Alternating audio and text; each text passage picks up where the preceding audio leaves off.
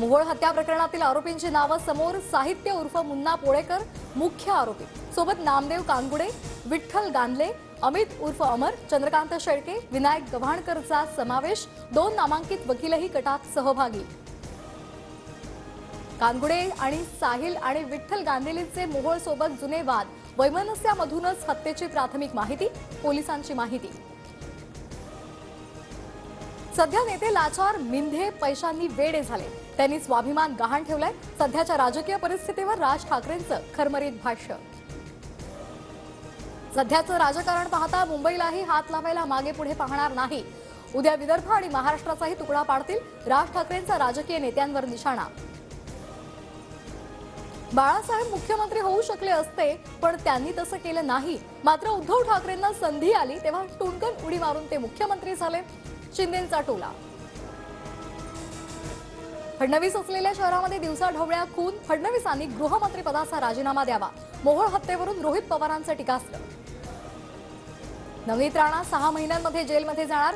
सध्या राणा मुलुंड कोर्टामध्ये घिरट्या घालतायत. प्रकाश आंबेडकरांचं भाकीत.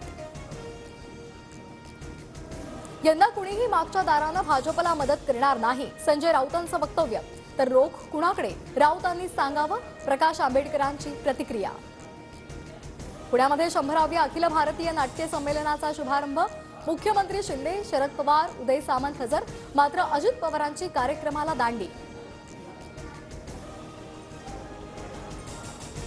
22 जानेवारीला उद्धव ठाकरे नाशिकमध्ये काळाराम मंदिरासह पंचवटीमध्ये दर्शनासाठी जाणार. गोदावरी तीरीही महाआरती करणार.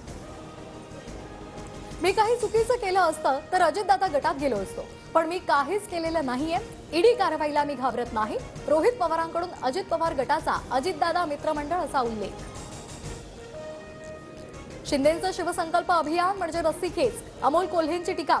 तर अभिनेता म्हणून एखाद्या वेळेस निवडून येतात, पण राजकारणात कामं करावी लागतात. मुख्यमंत्री शिंदेंचा पलटवार. मराठ्यांना ओबीसी मधून सरसकट आरक्षण देणं शक्य नाही. आम्ही ते होऊ देणार नाही. छगन भुजबळांचा जरांगेंना इशारा.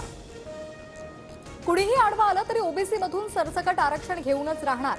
जरांगेंचा भुजबळांवर पलटवार. पंढरपुरात आज ओबीसी एल्गार परिषदेचं आयोजन. भुजबळांना चपलांचा हार घालण्याचा मराठा आंदोलकांचा इशारा. तर भुजबळांच्या सुरक्षेत वाढ. कोल्हापूरच्या पावनगडावरील अतिक्रमण हटवलं. अनधिकृतपणे सुरू असलेल्या मदरशावर कारवाई. पोलिसांचा मोठा बंदोबस्त. संचारबंदीचे आदेश. पाचगणी महाबळेश्वर मधील अतिक्रमणांवर प्रशासनाची कारवाई. अनधिकृत बांधकामांवर हातोडा. खिंगर, पाचगणी, भिलारमधील बांधकाम, पाडकाम सुरू.